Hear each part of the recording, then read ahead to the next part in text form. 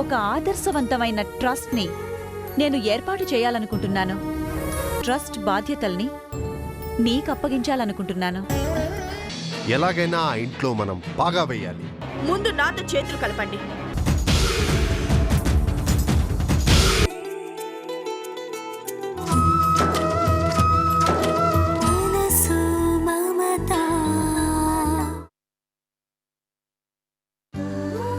Bunny is a good boy. పడుకో పడుకో.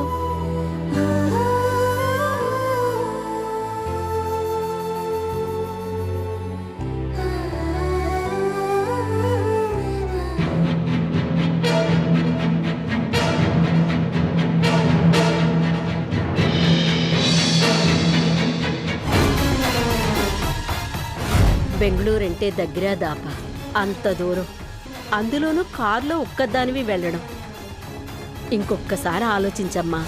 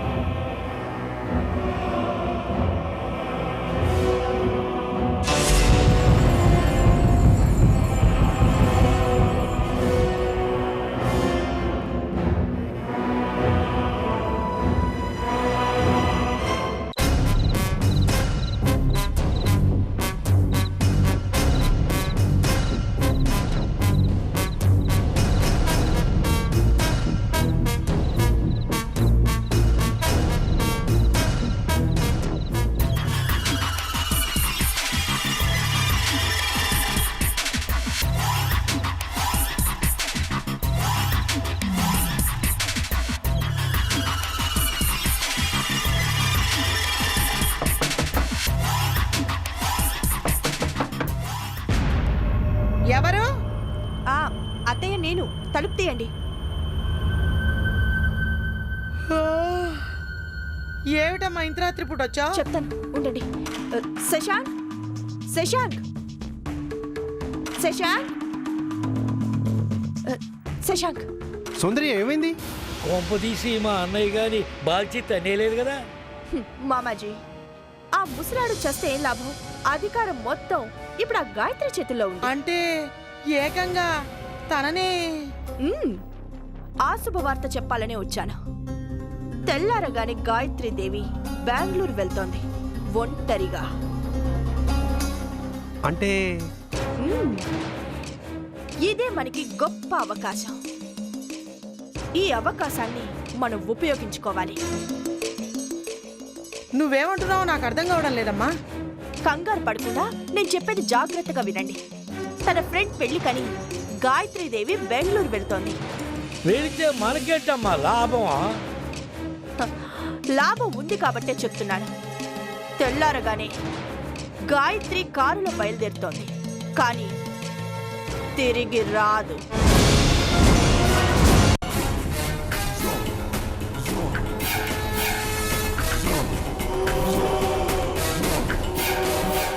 Hello,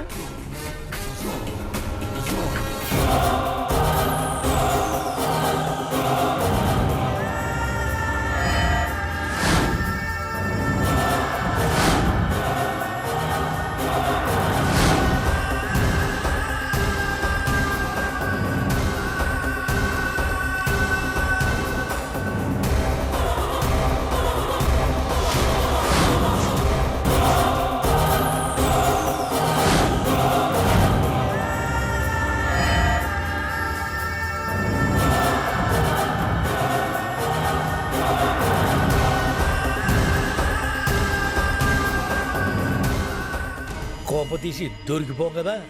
ఏమండి, మన పేరు బయటికి రాదు కదా. సౌందర్య మాట్లాడవే. Don't worry. ఈ సౌందర్య స్కెచ్ గీసిందంటే మిస్ అయ్యే ఛాన్సే లేదు.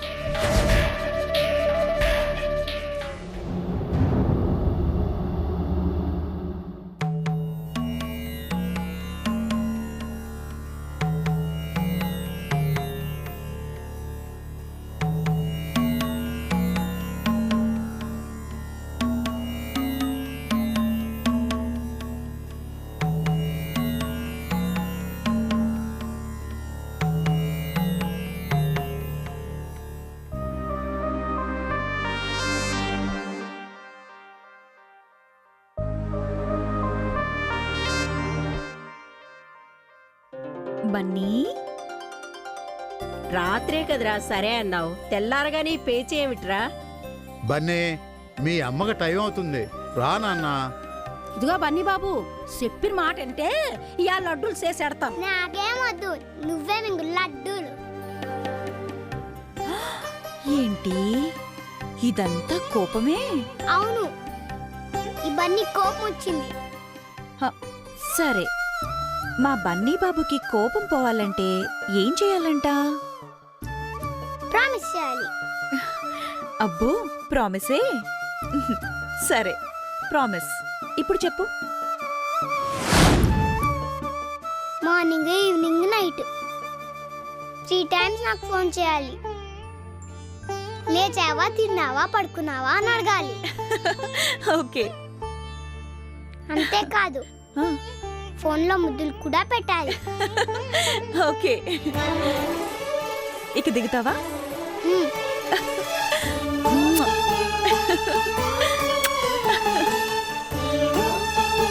పద. 2 daysలో వచ్చేస్తాను కదా, బుద్ధిగా ఉండాలి, సరేనా?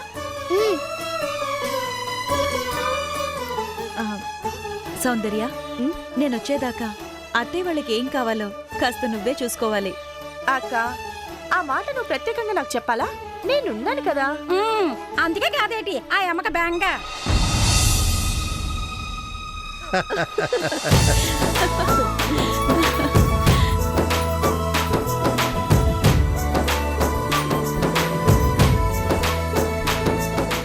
రా.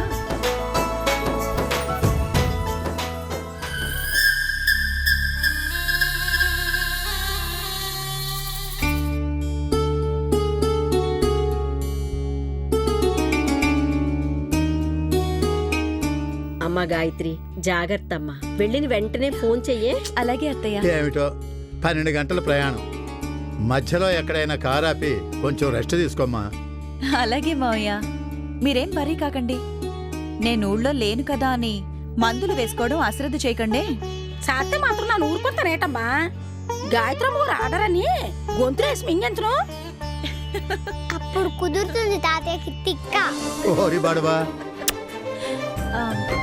ఇక నేను బయలుదేరుతాను. జాగ్రత్త అమ్మా. Mummy tata. బాయ్ బన్నీ. వెళ్ళొస్తాను మావయ్య. జాగ్రత్త అమ్మా. అలాగే.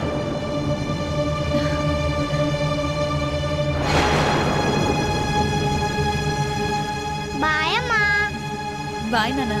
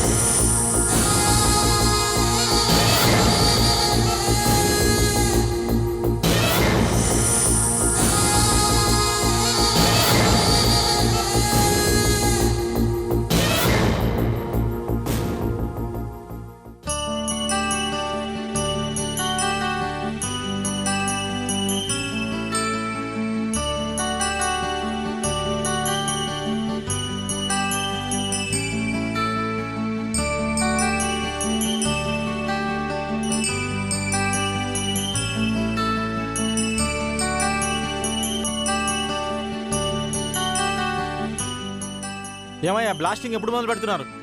ఫిక్సింగ్ మొత్తం అయిపోయింది సార్. ఇంకో గంటలో బ్లాస్టింగ్ మొదలు పెడతాం. ఇదిగో ఇంకాసేపట్లో బ్లాస్టింగ్ మొదలవుతుంది. అందరు దూరం వెళ్ళండి, వెళ్ళండి వెళ్ళండి.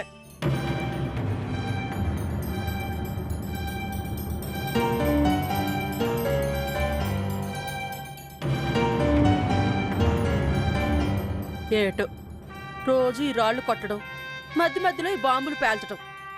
పరధ్యానంగా ఉంటే ప్రాణాలే పోయేలాగున్నాయి. ఏం చేస్తామక్క, మనకు ఆయుష్ ఉంటే బాంబులు పడ్డా బతుకుతాం, లేకపోతే బల్లి నెత్తి మీద పడ్డా ఆ భయంతోనే పోతాం. ఏటో అనుకున్నాను, నువ్వు ఏదంతా బాగానే చెప్తున్నావు. బతుకులో ఎన్నో ఆటుపోట్లు చూసిందాన్ని.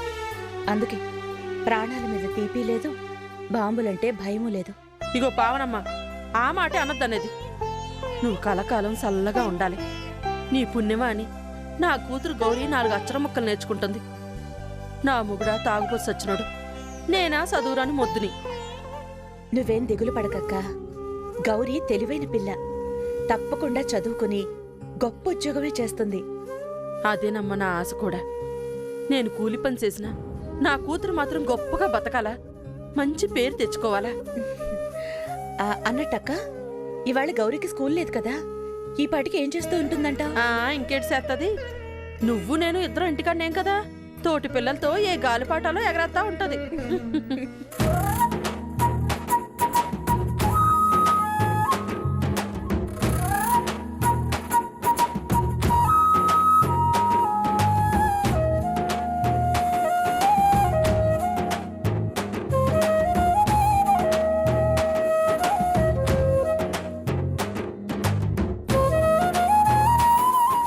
గౌరీ, ఈ గాలిపటం ఎగిరేవా?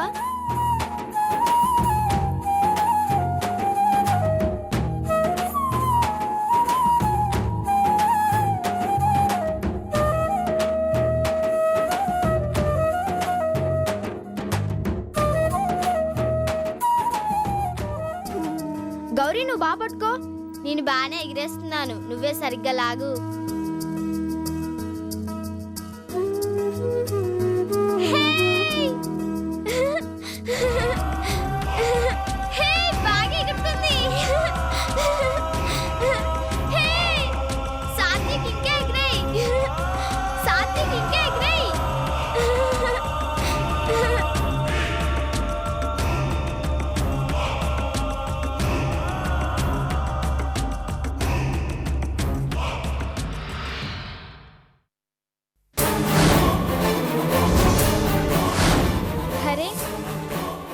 పిన్ని ఫోటో పెళ్లి దండలతో ఇలా పేపర్లో ఉందేంటి? గౌరీ ఏంటి చూస్తున్నావు? ఎగరేయ్. గౌరీ ఎక్కడికి? ఆగు. గౌరీ నిన్నే. పిన్ని పిన్ని నీ ఫోటో పేపర్లో పడింది. పిన్ని